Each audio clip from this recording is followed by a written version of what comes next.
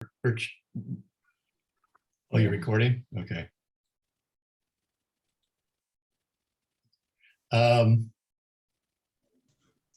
you want to speak, make sure you put your audio on, or if you want to rate, Tony, you want to make me co-host? Just Yes. give me flexibility. Yeah, hold on.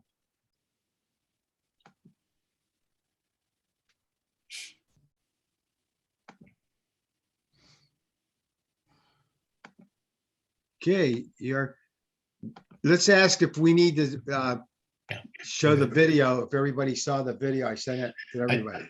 Yeah, I think everybody has seen it. It was Okay. definitely different. I thought it was very good, actually, the way it was pretty simple and straightforward, the graphics.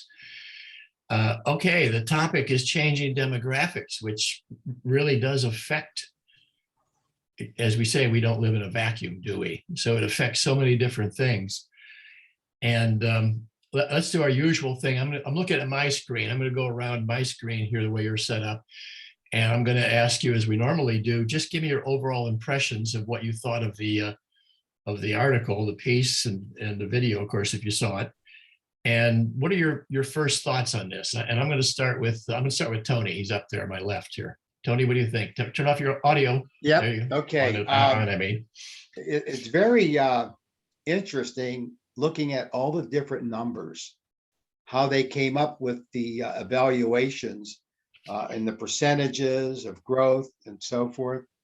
And I was kind of amazed by the statistics they used to come up with all the information.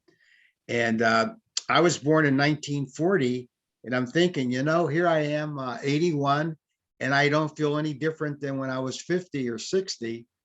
And, how much longer can I continue to be healthy, aware, able to do things? And, it's going to be where we outlast the youth. The demographics are going to show that the today, with all the vitamins, minerals, and longevity things that they're providing us, that there's going to be a big emphasis, there should be, how things are sold, how things are marketed. As youth, as people that are being born are less. Just a whole bunch of different things come to my mind. Mm-hmm. And it also, looking at that graph that showed the how the countries like Russia are top heavy with seniors and losing population, why they are progressing to get the Soviet Union back together. In other words, to make a bigger country to absorb more population, because population means so much for the country. It means economics, and so much goes with that. That's, it's a lot of things in my mind. Yeah. Well, just remember, Tony, you're 81, but keep your mind and your body in motion, because it's harder for death to hit a moving target. So keep that idea in mind. Larry Mortzoff. Well, it was an article certainly with a lot of statistics, but it seemed like you almost can kind of, at a macro level, summarize it up that the southern hemisphere is in the greatest trouble, is going to have some of the greatest rises in population, but they are the least equipped financially to cope with this. Mm-hmm.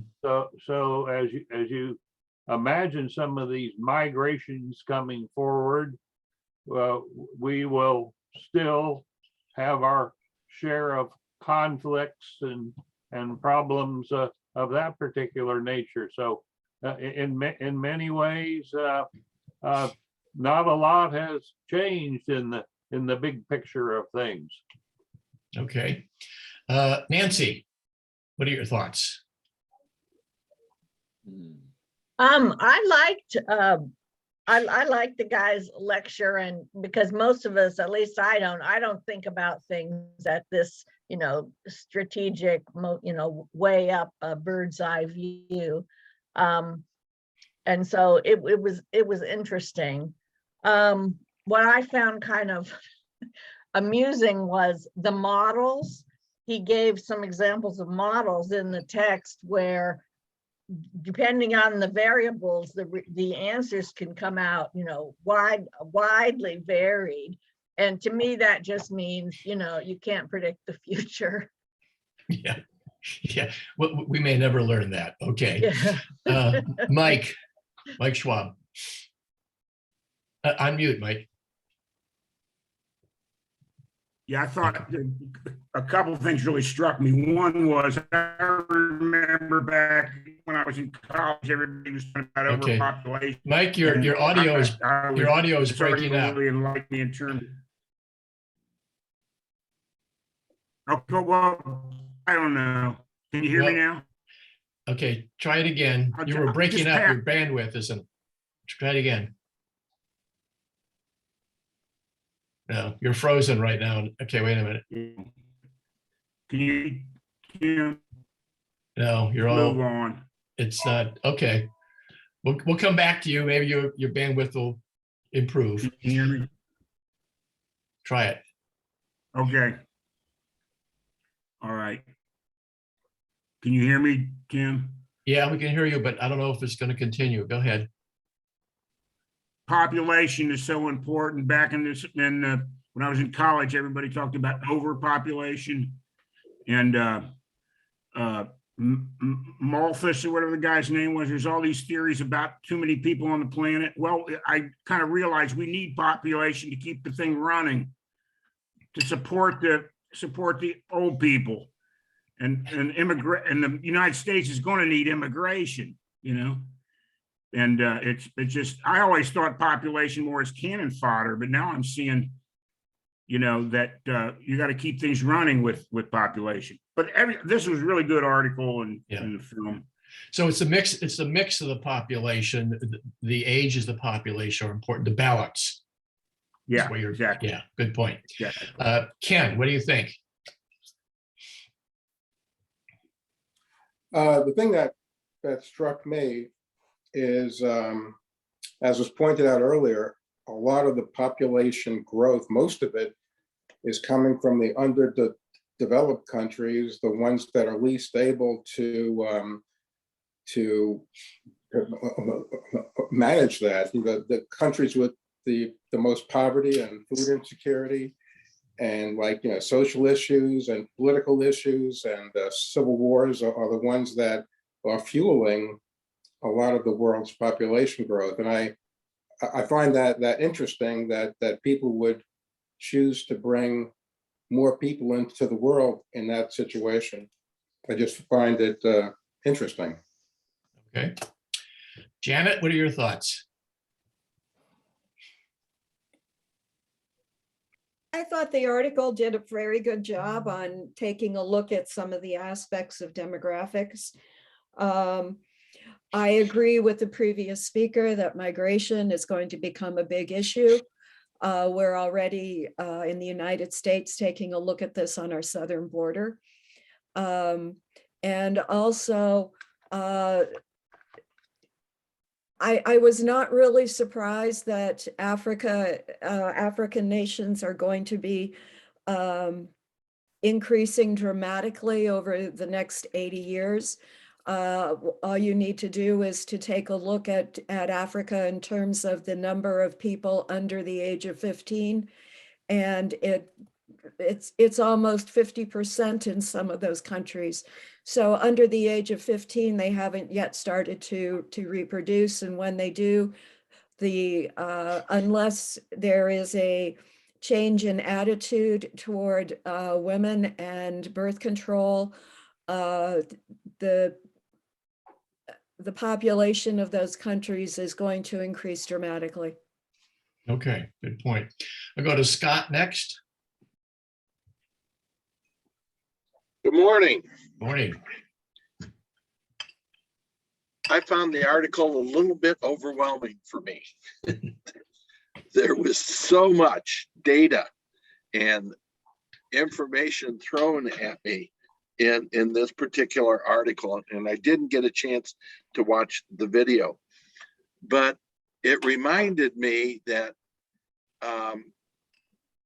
I look at all of this on a smaller scale, being a pastor of a church and within our denomination, dealing with all of these demographics, and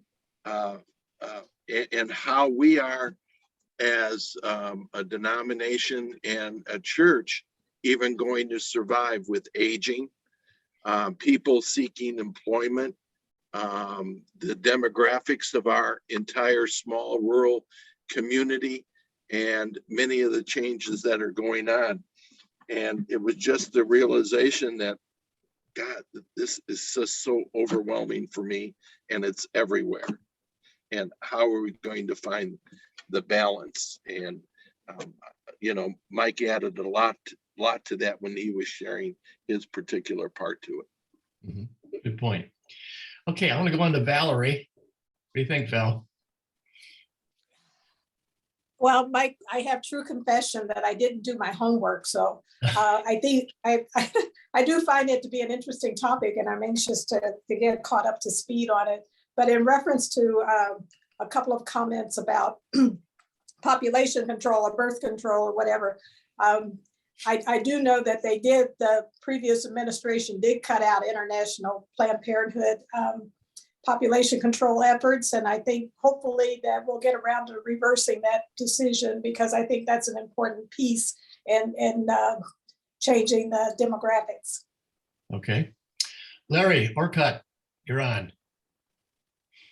Well, I thought good book, good video, but I would tip of the hat to Janet and her class of geography at Ollie this term. If you weren't there this week to see what she covered with demographics, you would appreciate that it was probably better than the book and the video we saw. It was not duplicative, but it was quite significant. So nice work. Thank you. You bet. And the other thing is, I'm encouraged to see the growth in population slow down. And I can't tell for sure to what extent it might be a natural feedback loop affecting populations, to say it's the population's out of control, the growth isn't worth the cost, etc., or if it's other things. I don't know. A lot of reasons for why people behave. We've talked before many times. Education and opportunity without needing a lot of children is a different model, and it takes education of men and women in a change of culture. Poverty breeds several things, one of which is more and more people. So it would be helpful to bring education and thought change. Last thing, I can talk a little later about it more. Big thing is agronomy in the future. Malthus, was that his name? Malthus, yeah. Mhm. Yes. Some church said it was never a problem of food production, it was a problem of distribution. There are, in the history of 100, 150 years, revolutions in agronomy every 20 years that kept that food production growing. And I don't know if we've missed one yet or not. And I don't have a lot more to say, but that's one thing that is as important as educating and changing the view of impoverished people, as well as helping them. So I'll talk more if it's appropriate later. Thank you. Okay, good. Thanks, Larry. Mary Ann. Oh, unmute, Mary Ann. Unmute. There you go. Yeah, I read the article and watched the video, and like a couple people have said, I thought all the statistics were overwhelming, just the sheer growth in the 20th century alone. And the predictions for this century are just staggering if that high level happens to be the one that comes true. And it reminded me, I think it was back in the 70s, we had that movement for zero population growth. Whatever happened to that? I don't think that's going to happen. And the one thing I noticed too, right at the end of the video, there was a little chart that had Trump and Biden, and Trump was anti-free trade, Biden was in favor. Immigration, same thing. We all know Trump was trying to stop it with the wall, and Biden is more lenient about immigration. But what was interesting was he flipped the Biden side to Reagan. And back in the 80s, when Reagan was president, he supported the same policies Biden does. So it's not just being Republican. It was more Trump. It was his individual ideas. So that was the last thing I read. I just finished that this morning, and that really made an impact. Good point. I remember that. Yes. I'm going to go to John. John Sheehan, you're on. Yeah, I'm coming at this at a deficit because all I got this morning was the Zoom link. I didn't get any of the materials. So, but having worked for the government for a long time, I can talk about things I don't know anything about. It's not a problem.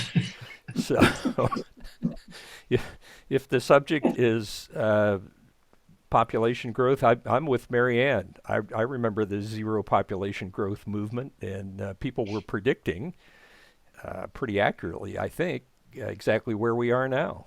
You know, it would be great if we thought we could engineer our way out of this, which is what we always think. Technology is going to save us. But if you've got more people than you've got resources, you're in trouble. It'll take longer for the impact to hit the the richer countries. It's the poorer countries always that are going to suffer first. And that's why we're seeing all of these migrations going on. The migrations in Europe coming out of basically people running for their lives from the things going on in the Middle East or Afghanistan or wherever. That's it's a political thing, but it's also a humanitarian thing. And when people start letting kids drown in the Mediterranean, you have to wonder, where are we as a society? And the same thing here with the migrations from Central America. They're not coming up here necessarily because, they want a great job. They're coming up here because if they stay in Guatemala or Nicaragua, their lives are in danger. But our approach to that is no, you can't come in here. Yeah. So that, from a moral standpoint, if such a thing exists, that's a real question. Where is the United States as this beacon of democracy and always claiming the moral high ground? Okay, good points.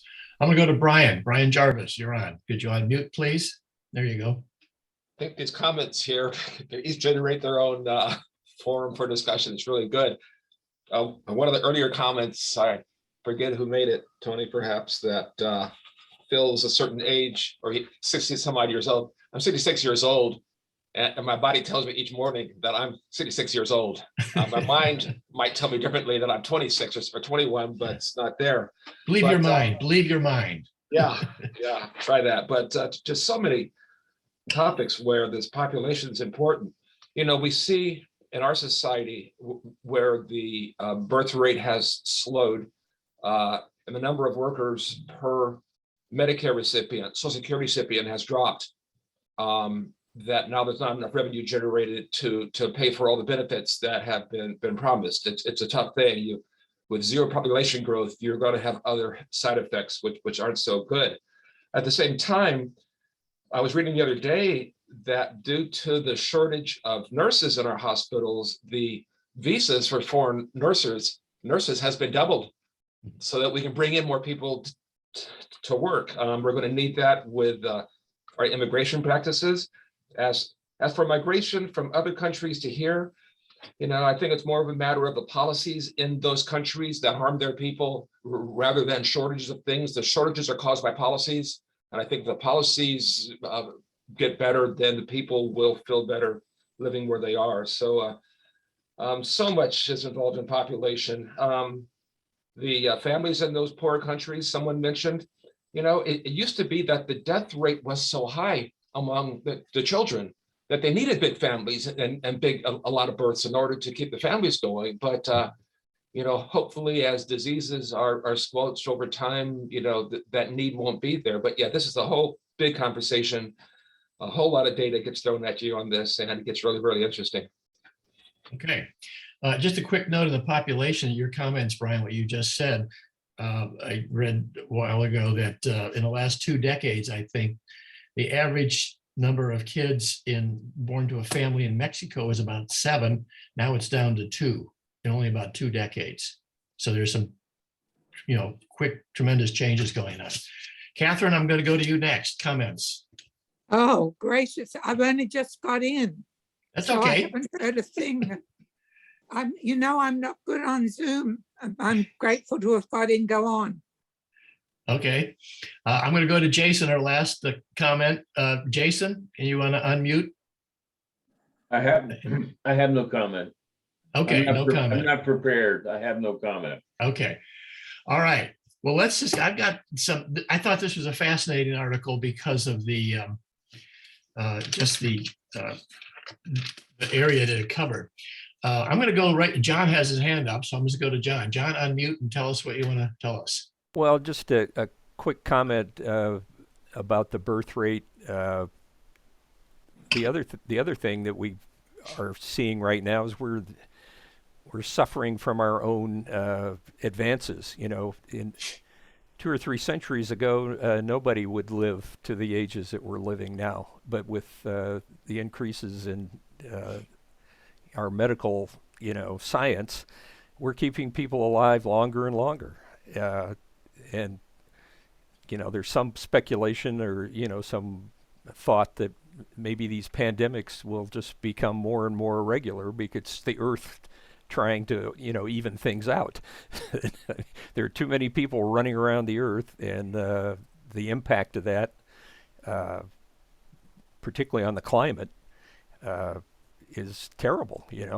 So we've got more people living longer. The other, to Mike's point, we could have less population, but capitalism is based on consumerism, and you have to have consumers. And so our whole economy, at least in the West, is based on more people buying more things all the time. So lower population is bad for them. So that's all I've got for now.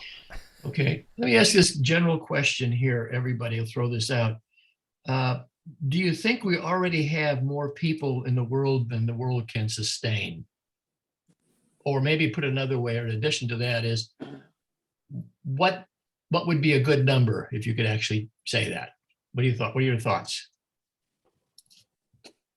Anybody? We can always sustain more. When I drive around, it looks populated. My family that lives in New York City, it's completely crowded, but when I drive through Ohio, it's open cornfields. It depends what you want to do with it, but we're still growing, and the population is slowing, but it's just the growth is slowing down. It's not getting less. And so we have room to go. Okay, so you're saying in effect, we have physical room to grow. Oh yeah, I guess it depends on how what you're defining by growth. And yes, the world can handle more bodies, if that's what you mean. So okay. Certainly. All right, but then I'll go back to what John Sheehan had just said too. The idea of the being able to sustain that. What are some other things that you could do to sustain that? Then I want to go to Mike. Mike, you kind of brought this question up. Yeah, well, a couple things. I'm kind of off the subject here, but I like that diagram where they showed world trade, free trade, and immigration. They showed if you're going to have free trade, you're going to have immigration, which is probably true. But in regard to your question, you hear all the time that the developed countries have enough resources to feed the whole world now. I don't know if that's true, but heard that quite a few times.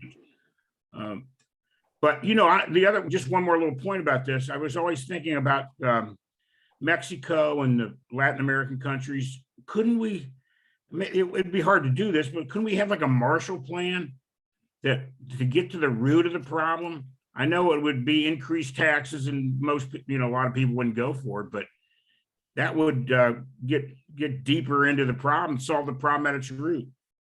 So so you're saying it's more of a question of distribution. Yeah, exactly. Supply chain in effect, that sort of thing, which has always been the problem because of the vast differences between developed countries and undeveloped countries, the disconnect. Exactly. Okay, what are anybody else's thoughts on that? What do you think? Well, just in the United States, I think if I'm even close here, we throw away about 40% of our food. It just goes in the trash. Mm-hmm. China has made great inroads into acquiring control of large amounts of agricultural land around the world as a hedge against future food supplies. I mean, they are a developed country and they do need outside resources to feed their people. Okay, I'm gonna go to Janet. She has her hand up. Unmute, Janet. Yeah. There you go. You talk in terms of food, but it's not just food, it's the availability of water. And water is heavy. Moving it from one place to another is going to be expensive. And some of the areas of the world that where the largest populations are going to come from don't have the water supplies to support large populations and fuel supplies. Unless we start changing where we get our fuel from really fast, we've got issues in terms of not just, we might have enough food to feed the world, but do we have the ability to get water where it's needed? Are we willing to give up the water that we have to another country so that it can provide water to its own people? Okay. So that goes back to the distribution concept. Yes. I mean, as far as having a level playing field is what you're saying. Right. And it's tough. Is it tough because of the natural positioning of where the water is and and so on? Look at the Great Lakes. 20% of the fresh water in the world is in the Great Lakes. And Ohio and the other Great Lakes states, along with Canada, have said, Arizona and the rest, you're not going to take our water. We've got, so we're even within this country, we have restrictions. Is that what you're referring to? That's what I'm getting at. Okay. There are already rules that we will not send water down to Arizona and New Mexico and Nevada so that Nevada can put it up in the air in their beautiful fountains in Las Vegas. We have better uses for water. It's called irrigation and water to drink and wash our clothes and our bodies and everything else. Water is necessary for survival. Okay. And some areas of the world are getting low on water. And the areas that are getting low on water are the ones that are where the population is going to go the highest over the next 80 years. Well, the amount of water on Earth is always the same. It's just in different forms in different places, right? That's right. But the question is, that goes back to my original question, do we have too many people that are using too much at one time? Yeah, sure. I think that in some ways we do. Okay. Larry Orcutt, you had your hand up. Go ahead. Yeah, I was just on the subject of water. I remember reading a report 20 years ago. It said in the future, a lot of these future forecasts you got to wonder about, and a lot of them aren't true. You remember the ones that were, but it projected that within a few decades, the price of water will exceed the price of liquid petroleum. And that has happened in many places, stunning as it may be. The water is worth more than hydrocarbon liquid form. Okay. Anybody else have any other comments along those lines? I have a question. Why do you think that countries with the highest life expectancy, this is around 88 years of age, by 2050, are in diverse areas like Italy, Japan, Singapore, Spain, and Switzerland. They specifically mention those. Why do those countries seem to have a much longer life expectancy than even the US? What do you think? Anybody? It's a red wine. Is that what it is? Okay, I'm all for that. Ken, what do you think? You have any thoughts on that? Well, diet has a lot to do with longevity. So perhaps perhaps those people don't eat as much junk food as we do. Well, but again, all these countries are so diverse too. So as a diet, as a culture, when it comes to work and exercise, what are those? Is just coincidence? What do you think? Could be DNA also. It could be genetics. Okay. And some people simply live longer than others. So that plays a part as well. Okay. Go ahead, Mike. You have a Well, question? I was thinking, is the safety net a factor in some of those countries? In other words, if you don't fall into abject poverty, you're probably going to live longer, and if you have good medical care, all these questions. Okay. Well, I'd have to say that probably about Italy, Japan, all of these, even Spain and Switzerland, Singapore, you're probably right. So they're more developed, correct? Yeah. Okay. Well, that makes sense. But US is supposedly developed too, but our rate is actually going down. Brian? Yeah, these life expectancies for nations, they include all causes. So if one nation has a higher murder rate, that's going to cause a lower life expectancy rate for the whole population. For instance, this past 2 years of COVID, in the US at least, it lowered our overall life expectancy by 2 years. Right. I mean, it's adjusted things. And so if a nation is doing things where there's a lot of homicides and a lot of bad choices being made, that reduces the overall life expectancy. I mean, that impacts the other nations don't have as high as crime rate as we do here. And so that's going to result in a higher life rate. Okay. So there's so many different things. Again, nothing lives in a vacuum, as we say. So many different things that can affect it. Mary Ann, you have your hand up. Go. Unmute, Mary Ann. There you go. Yeah, I wanted to go back to a comment I think John made about, drive through Ohio and you see lots of farmland, farmhouses far apart. Brian, right. And the essay and the video pointed out the massive trend towards urbanization and larger cities. There are obviously some benefits to that.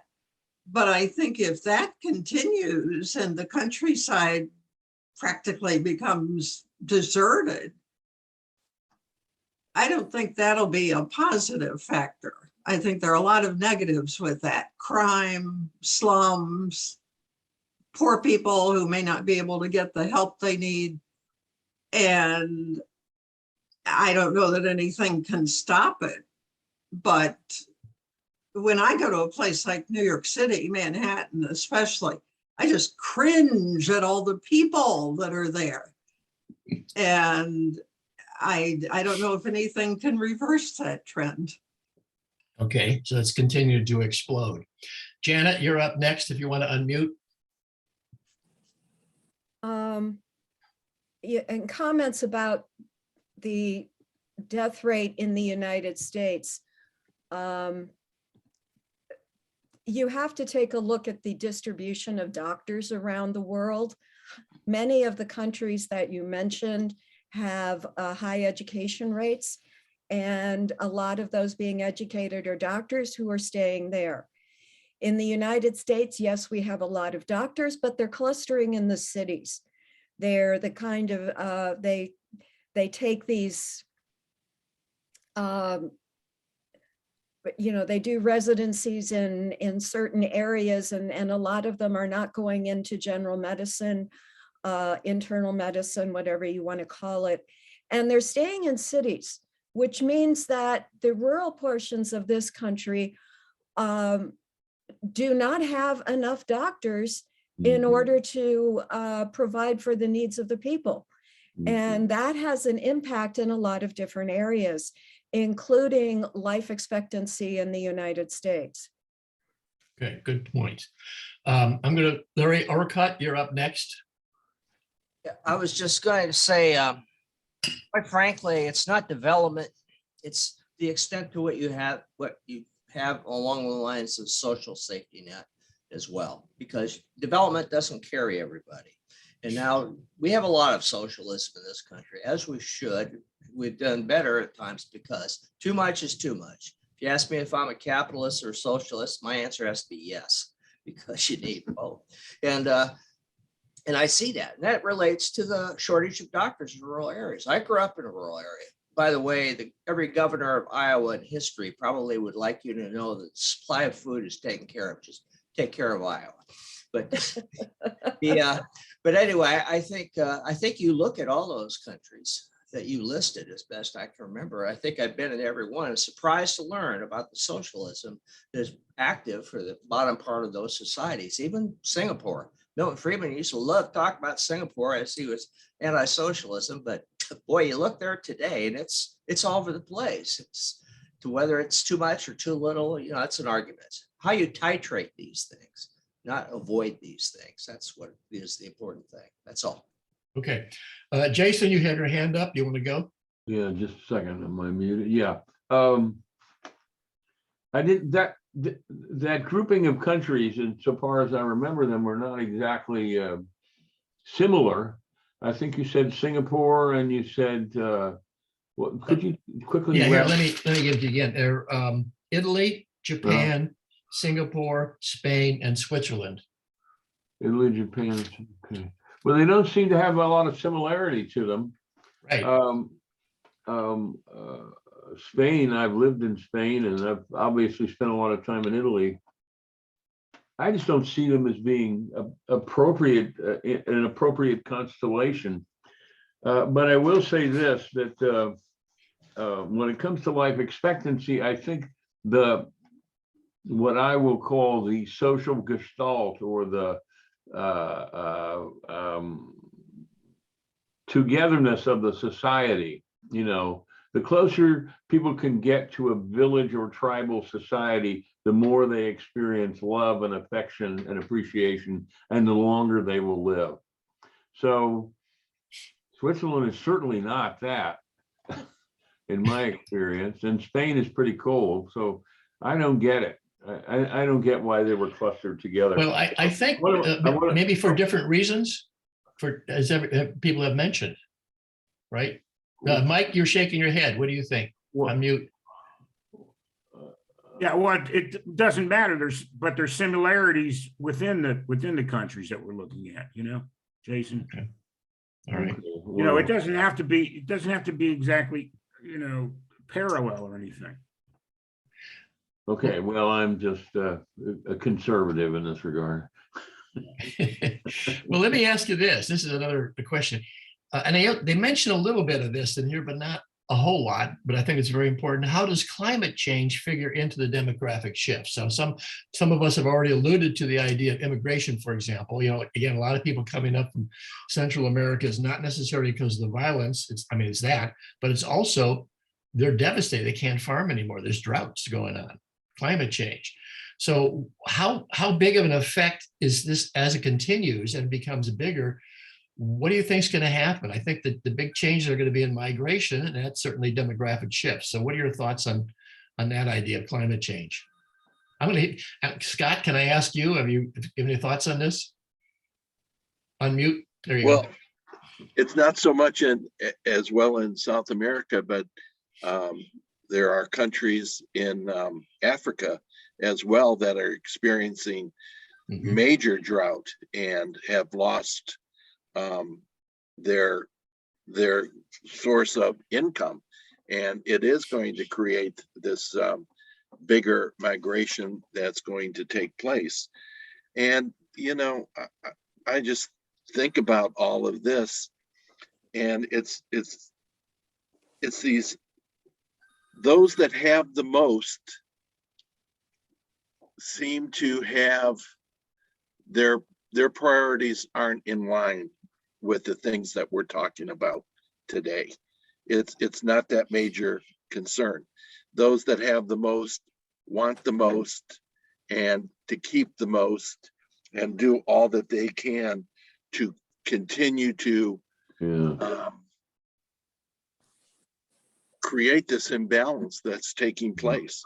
And I don't know how that's going to change amongst those that have that power and don't and aren't willing to share it. It was mentioned earlier, there is enough in this world for everybody, but those that have it aren't willing to share it.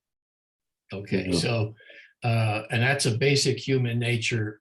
Yep. Hardwired thing that we've been dealing with since the beginning of socialization. Jason, you had your hand up. Go ahead.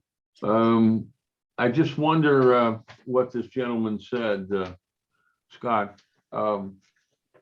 If that particular behavior is correlated to monotheism, greed, exceptionalism, we're right, you're wrong, we got here first, my religion is better than yours, and things like that, because it's fairly prevalent throughout the culture of religion, and maybe religion is the problem and certainly not the resolution. Thank you. As a pastor, I'll say amen to that. Okay, well, I will totally agree that we all came from one source, yeah, and that's it. right. And why can't we realize that? Right. Well, Okay, I'm gonna go. Okay. I'm gonna go to Mike. Mike, you had your hand up first. Go. Mike, you're a star. Yeah, Jason, thanks. You know, you've seen these apocalyptic predictions where countries flood, Bangladesh floods, people have to immigrate, and it's a disaster. You know, because of climate change. And we talked about water. South Africa ran out of water there for a while, and ongoing disasters. Water is a problem. It's going to be the major problem going forward. And rivers are drying up in Africa, and lakes are drying up in Africa, and aquifers are getting lower in their available water supply. So, it's here. And of course, nobody wants to spend the money to try and make it better, because it's not a popular issue. As long as people can play golf, they're not going to fight for new water sources. Okay, Brian, you get your hand up, go. Yeah, what I find interesting is that all the various topics we're mentioning here and the answers and concerns. I mean, I'm 67 years old now, just about. 50 years ago in high school, in government class, we had the same discussions.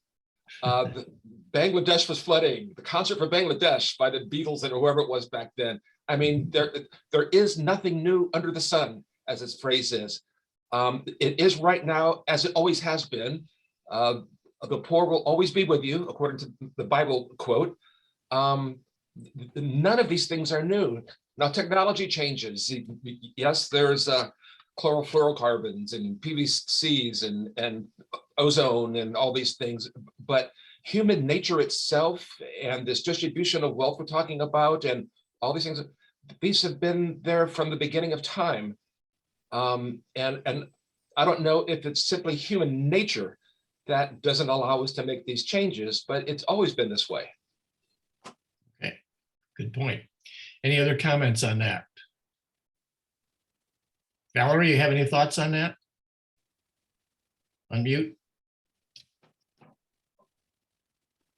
I'm actually sitting here thinking about something that was on one of the morning shows, because it all tends to go back to what's our public policy on this, and there are wide differences in terms of our two major parties with respect to public policy and where our focus should be. But one thing that they did talk about, it's not necessarily a left-right distinction. It's more of a front-back distinction, that there are so many of us huddled and on the back rungs of capitalism and where we're headed as a country. And there are just a few in the front, a few billionaires and growing number of billionaires that are leading the pack, but they're just kind of leading us off a cliff. So I think until the country as a whole wakes up and starts looking more with respect to public policy and what the different parties are offering, whether or not we can continue to create divisions within our society, or whether or not we can coalesce and actually tackle some of these major problems. Yes, they've been around for a long time, but they're not getting any better. So that just seems to me where our focus needs to be, but I don't see us headed in that direction. It's discouraging. Okay. All right. Nancy, you have any thoughts? I haven't heard from you for a while. Unmute. Question right now. I'm sorry? Oh, what is the question right now? Well, just any thoughts on what, for example, what Valerie had just mentioned? Any ideas?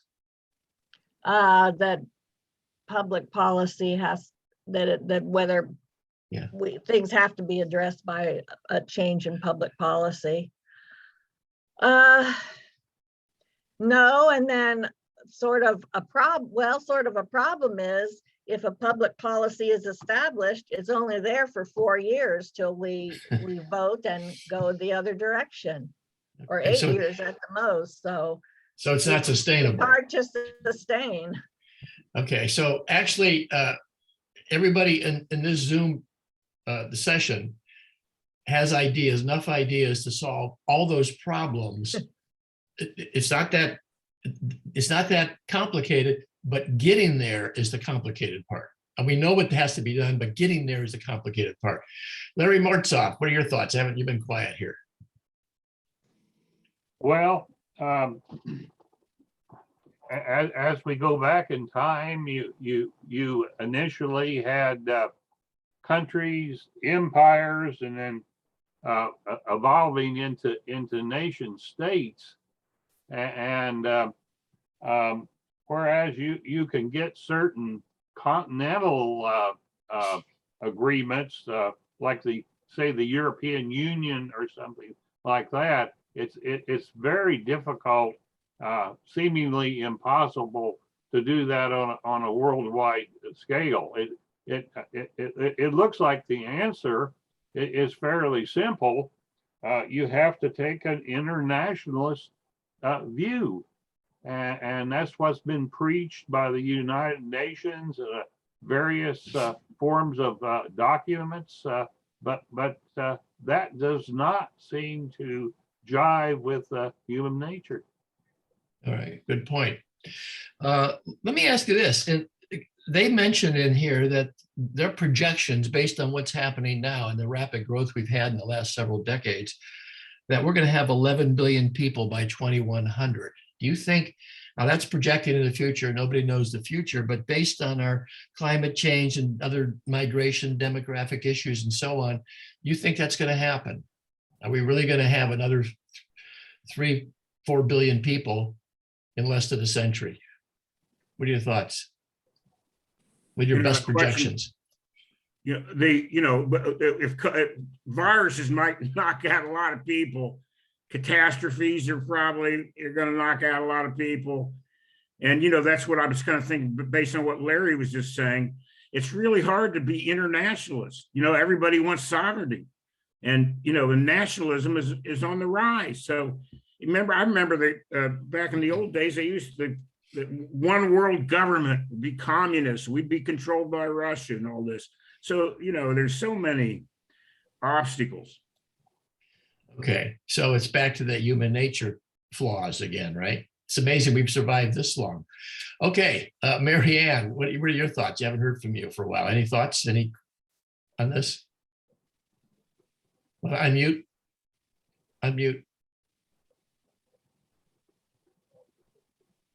I agree with the comments about human nature not changing, and it's probably never going to.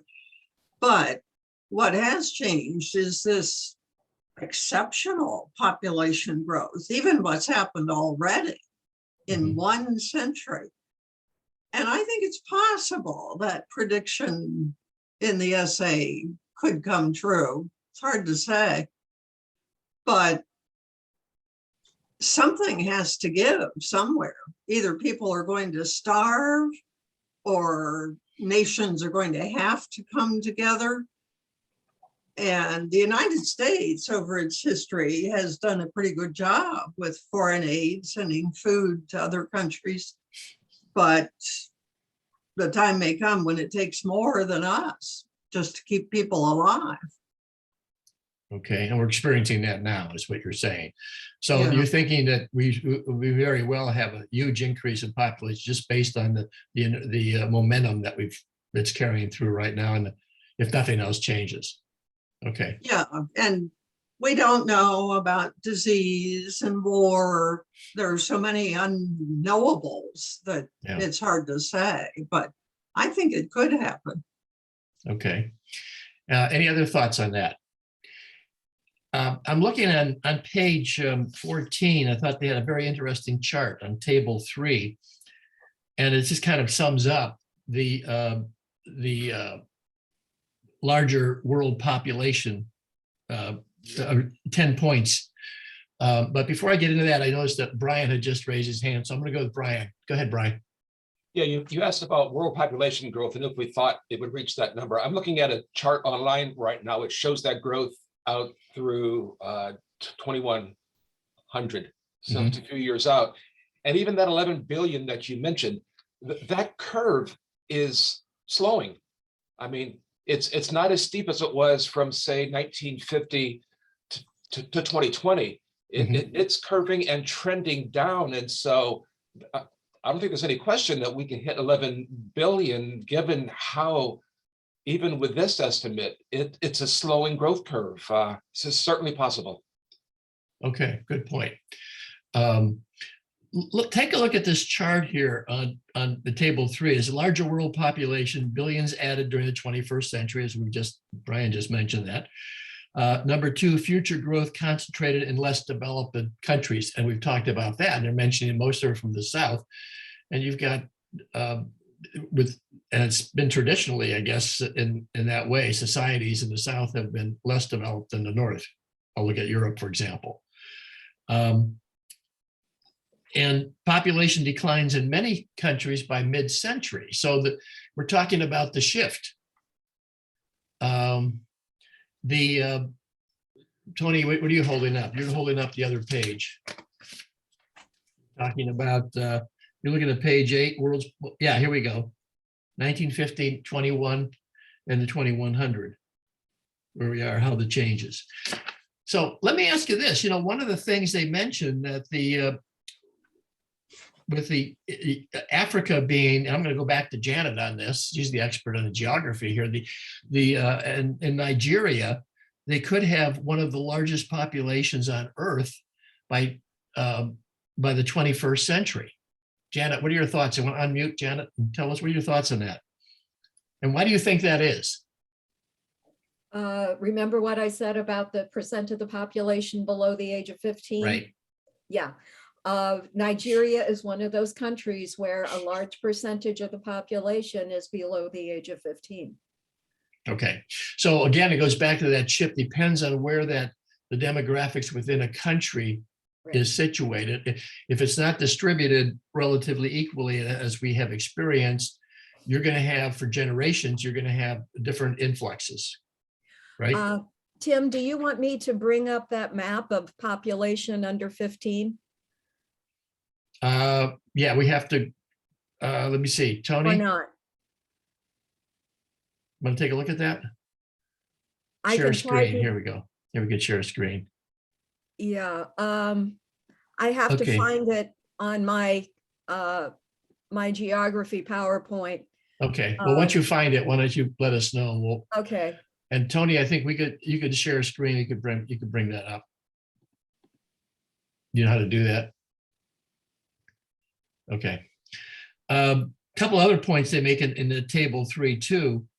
somebody's already mentioned this too, the urbanization, we haven't, the imbalance, I should say, we're heading for more urbanization than rural, and you've got a split there, and they have advantages in urbanization in some areas. Of course, there's disadvantages in every area. Anybody's thoughts on that as far as the shifting? Again, this goes back to the shifting of demographics. How serious is that and this is a worldwide, between urbanization and rural areas in that shift? What do you think? I noticed that here in Dayton. In what way, example. Tony? Pardon me? Go ahead, what way? Well, the city is building more apartments, more condos.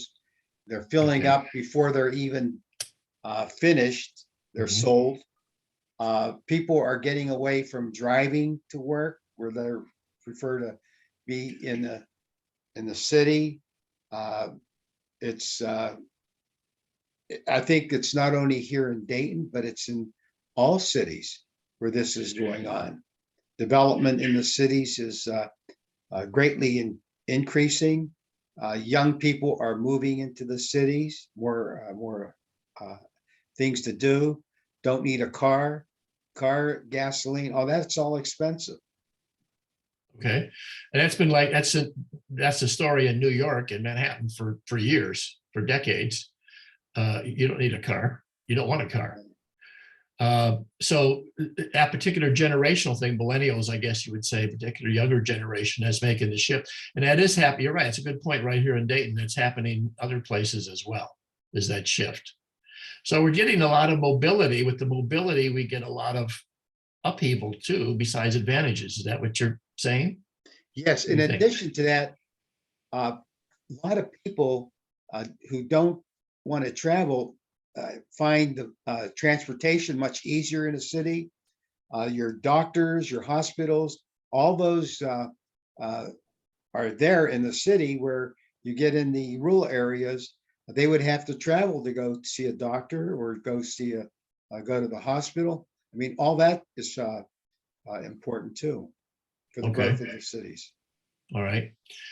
Janet, you ready to share screen? Is that what you're? Yeah, I'm ready to share screen. Let me see. I forgot how to do this. Tony, let me see here. There you go. You got it. Okay. The map on the right is the one that shows the percent of population under 15. And wow. Yeah. You can see, let me see if I can that's present hide slide. No. No, you want to go down to your bottom where there you go. Yeah. We can see it. And you can see that Nigeria right here is one of the countries that has a large percentage of the population under 15. In fact, all of the countries here on the, well, in Africa in general, but particularly the countries they mention on the chart on page 8, Nigeria, Democratic Republic of Congo, Ethiopia, Tanzania, Niger, Uganda, and Angola, they all have dark purple. I mean, you can see them. They all have dark purple right in through here. So the fact that they are going to be among the fastest growing populations in the world does not surprise me at all. And you can see that their growth rate in many of these countries is like 2.5 to 4%.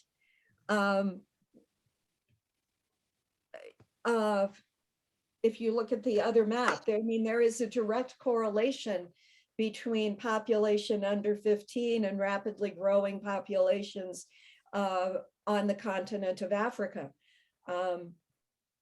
And it is going to be a major issue, because many of these countries can barely provide for their population right now. There are already civil wars going on in places like the Democratic Republic of Congo. We don't hear too much about them, but they're there. But these countries also have a tremendous amount of resources that China especially is getting a hold of, because they have their Belt and Road Initiative, which, if we remember from the China essay, they have a lot of railroads going into this particular region of the Democratic Republic of Congo and Western Tanzania. They're building a port in Angola. They're building a port in Tanzania. So the Chinese are positioning themselves to benefit from this. Okay, good point. Very drastic. It's a very startling map. Valerie, you have your hand up. Comment, please.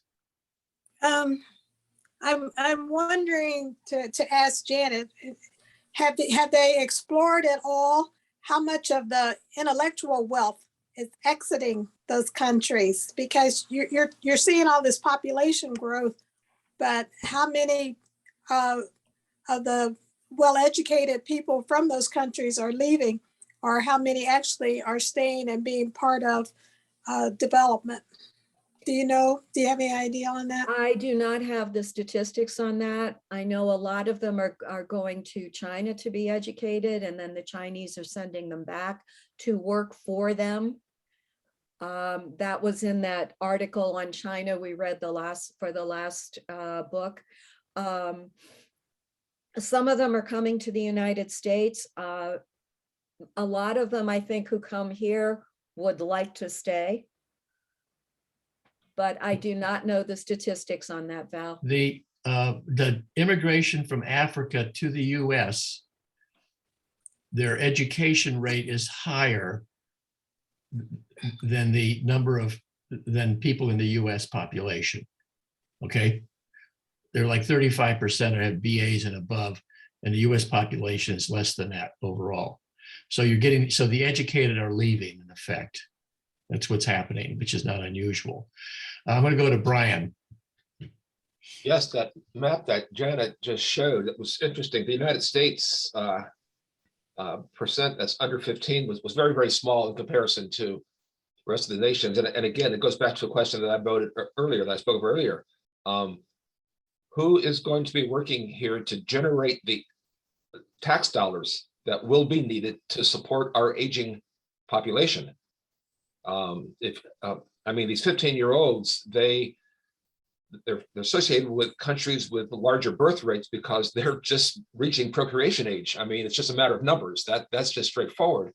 But in this country, if that percentage is dropping, it doesn't bode well for our generating revenue in the future. We've got to find some way, and that might be through immigration, as you're talking about, bringing in people, from those growing countries to work here. But again, in our country, it's all about money. It takes tax dollars to do anything, and you need that workforce and able to do that.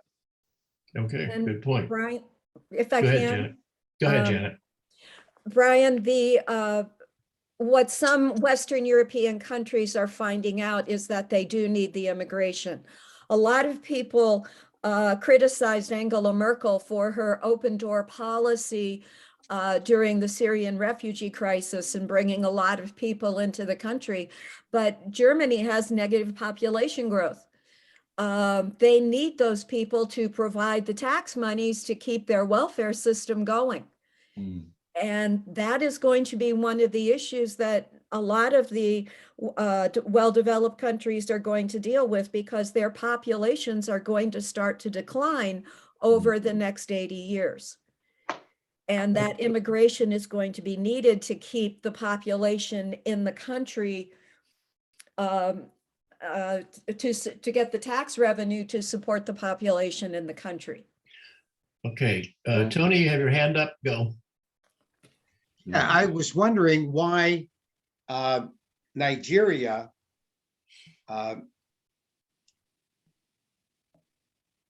was having so many growth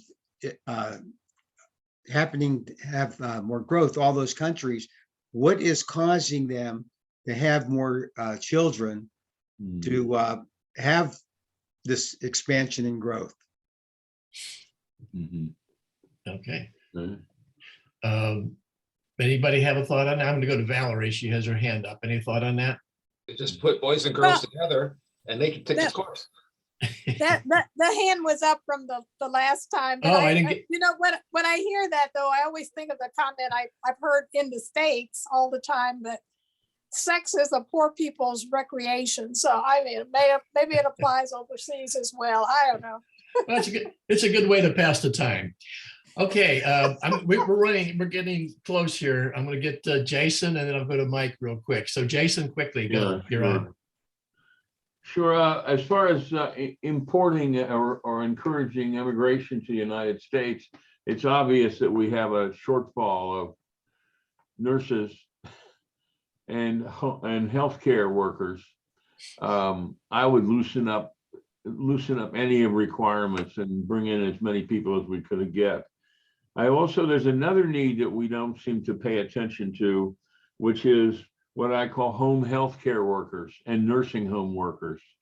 And we'll never find the highly qualified people to take care of ourselves or of the future elders unless we bring in people from out of the country that have a culture of care, because I don't see them coming from the socioeconomic strata that supplies them at the present time. So more healthcare workers, specifically nurses and lower level people. The Israelis have an agreement with Nepal to supply nurses and home healthcare workers.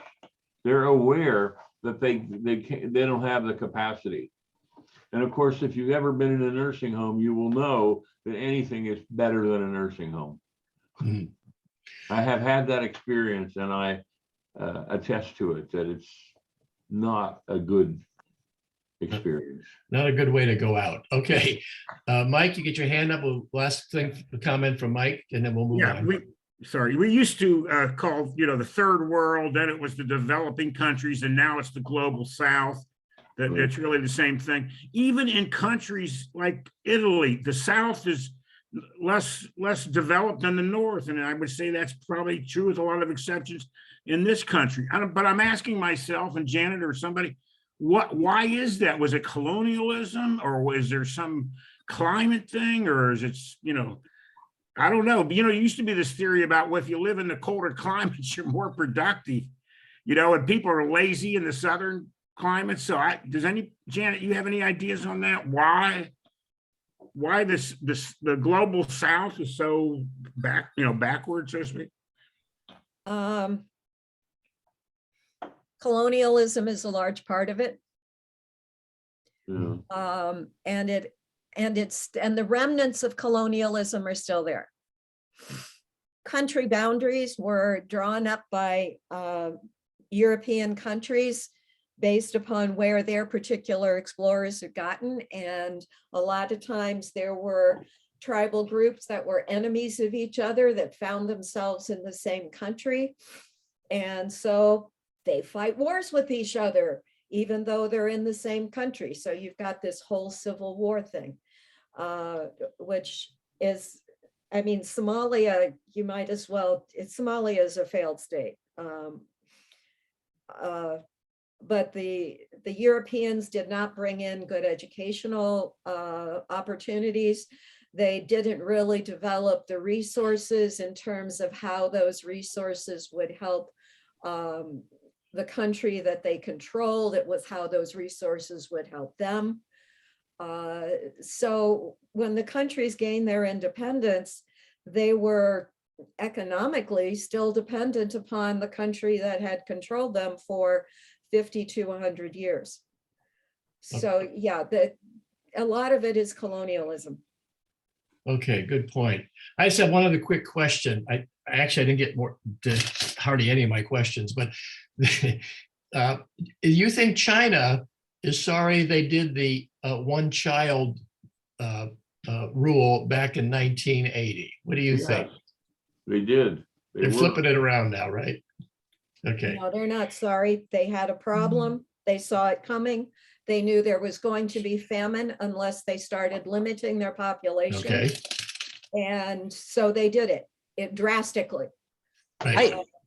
I noticed one thing, having been there on one trip once, when they had the one-child policy and they got to 2 generations, if you look, there's a lot of resource issues in any culture, but you would have a boy and a girl get together and have what is the grandson, perhaps, of for their parents, and you had 6 adults still working to basically support that one child.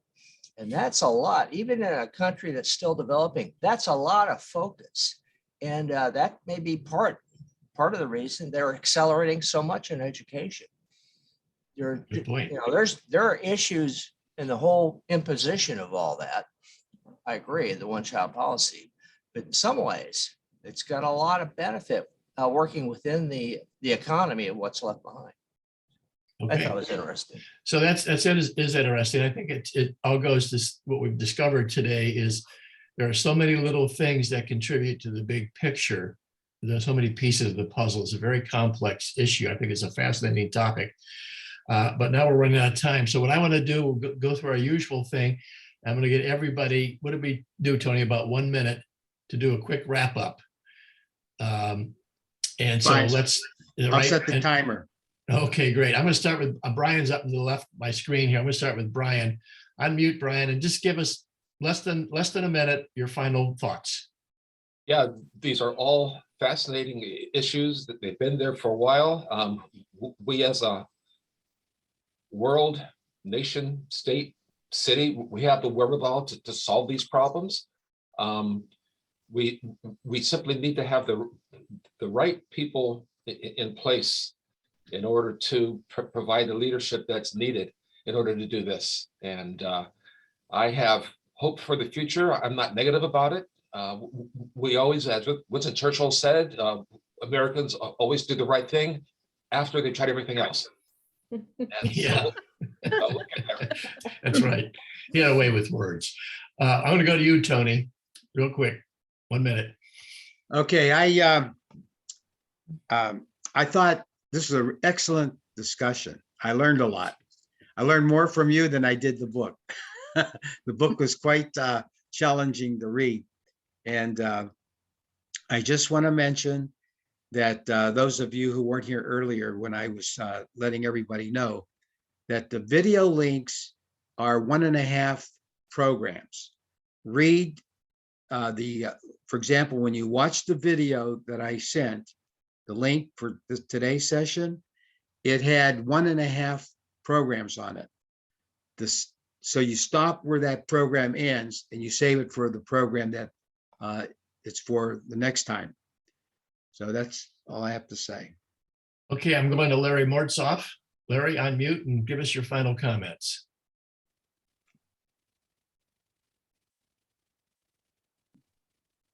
Unmute, Larry. Larry, unmute.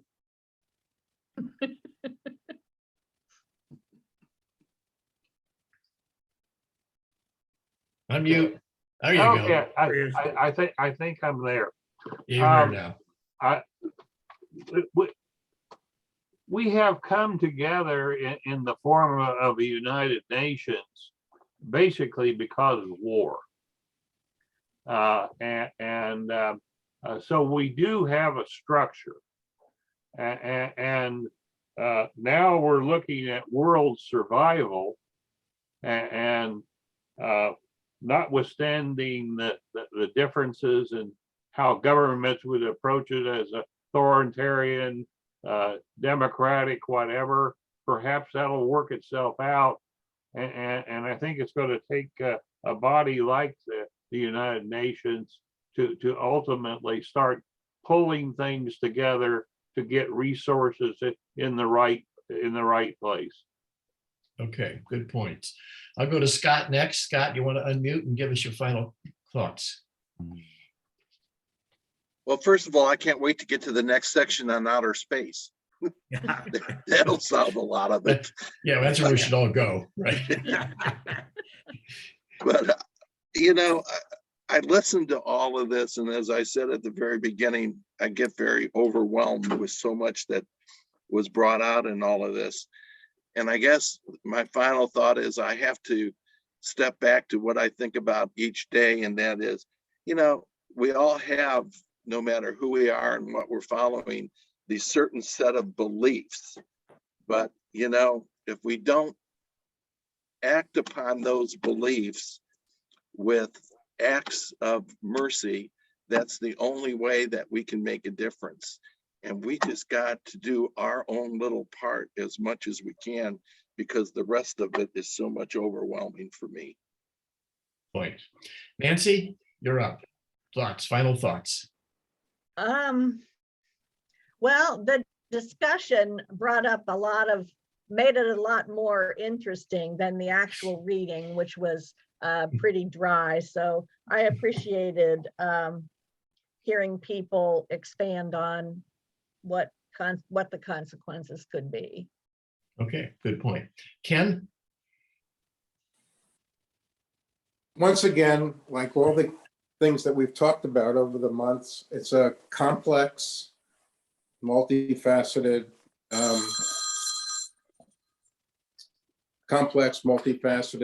problem.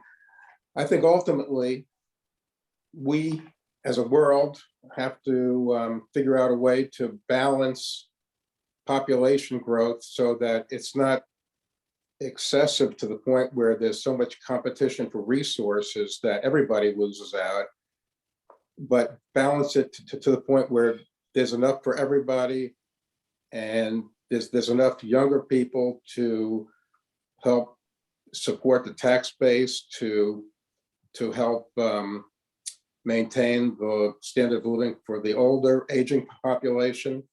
I just think overall that there needs to be a way to balance world population growth so that there is not so much growth that we've run out of resources, but enough to maintain a good standard of living for everybody in all population groups.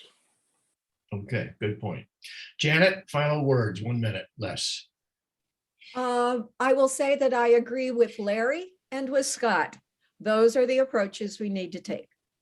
There you go. Valerie, final comments. Well, I always appreciate the discussions, and I have kids who married people, or their spouses are from other countries. So I've been trying to get more of a world view. So I just thoroughly appreciate listening to all of these discussions. Okay, very good. Mary Ann. I want to raise one question that the essay and the video did not answer. In that chart on page 8, Bangladesh is currently the 8th most populous country. I didn't know that till it was a question on Jeopardy about a week ago. Yeah, That's right. yeah. And neither did the champion. That's But, right, I heard that, yes. What is interesting is they are not on the earlier chart, and they're not on any of the predictions. And I wonder why. They're going to outer space with everybody else next week. Maybe. But it just struck Interesting. me. They're there now, and then they disappear. They go back down. That is interesting. Interesting observation. Catherine, do you have any final comments? No, I had another conflicting thing, so I didn't get the story read, and I got it late, but I'm glad I did, because it was very interesting to hear what you all had to say. Now I have to go and read the article as well. Okay, you're just doing it backwards. That's okay. Right. Okay, Jason, final comments. 1 minute. I have no final comment. Thank you all for being here. Thank you, Jason. Larry Orcutt, 1 minute. Yeah, I had a couple of things Brian said, something Tony was talking about tied together. We do need leadership to prepare for the future. There are a lot of different things with demographics. And part of what Tony's talking about was gentrification of some of these cities where they have people living downtown don't even own cars. Part of that happens because you have good mass transit. An example of that is Cincinnati putting in a streetcar. If you ever heard about those issues, there are people down there that still hate the whole idea of having a streetcar, but that's the future of downtown Cincinnati. And the reason we, as Americans, Churchill would say, we finally get to the right solution after we tried everything else, because we're used to just trying things because of the problems of the last 5 years. There's no inclination for planning. The voters don't have any interest in that. That's part of the reason we don't have leaders, unless they're government employees, I guess. But still, the ability to not plan is relatively unique now here compared to Europe, compared to China, Japan, and all those other places. There's a problem. Okay, good point. Mike, final comments. Yeah, I was thinking I agree with a bunch of the comments. Internationalism is going to be needed. COVID is a good example of that. It's probably going to take a major disaster for any unity on internationalism. And unfortunately, that's going to be the case, I'm afraid. But hey, this was a great discussion. I've been really impressed with the knowledge of everybody. This is the topic was excellent. And yes, everybody did a great job. And next week, or not next week, 2 weeks from now on February 18th, we're going to do we're doing Biden. Is that correct, Tony? Yes. And that's going to be Janet's going to handle that. All right. Right. I can't hear you, Janet, Janet. you're on mute. Take it off. We're going to do the chapter on Biden next? Yes, we Oh, flipped it. okay. One of the reasons we did that, we thought it was more timely at this point than later on. So we switched them. That's the last chapter, isn't it? That's Yes. correct. That's correct. So then on February 18th, the discussion will be on Biden, which is the last chapter in this booklet. So make a note of that. And then also Janet will handle climate change on March 4th, 2 weeks after that. Okay. Janet, we'll And make so it we're- easy for you. You'll what? We'll make it easy for you. Oh, sure you will. Yeah. Boy, I'm sure you won't have, Prepared, everyone. Make sure you have read your little booklet. that's right. Do your homework. And we'll see everybody in a matter of weeks. So hope Yes. you enjoyed it. It was a good session and I a would- great topic. Thank I you will very much. try, wait, before you go, I will try to set up the library again. For those Oh, of yeah. you who weren't aware, the museum won't be ready until the middle of March. And it will have this a similar facility that the library has for us where we can make coffee. If you go to the library, there's a coffee shop there. Go early. I think the library opens at 9:30. And I'll have the room that I can go in and get it ready. If I could reschedule, one of the conference rooms, I'll let you know which conference room it is. And if anybody would like to, you can bring a dessert. They do sell pastries at the little coffee shop at the library. They're $1 each. So I wish everybody stays safe. There's a chat. Let's see what yes, thank you, Scott. John Sheehan put a website on the chat box on climate change. So everyone, before I leave, go to the chat and click on that link so you save it or copy it. Okay? We got it. Okay. I'll that's bring great. treats. I'll bring treats in 2 weeks. Okay, great. Who is that? Janet. Okay, Janet, thank you. Okay. All Yeah, right. one final comment, Mike. Oh, unmute. I'm just saying goodbye, Tim. Okay, Oh, okay. thank you, All right. everyone. Goodbye. Thank you all. We'll Thank see you. Tim, have a safe trip. Thank you.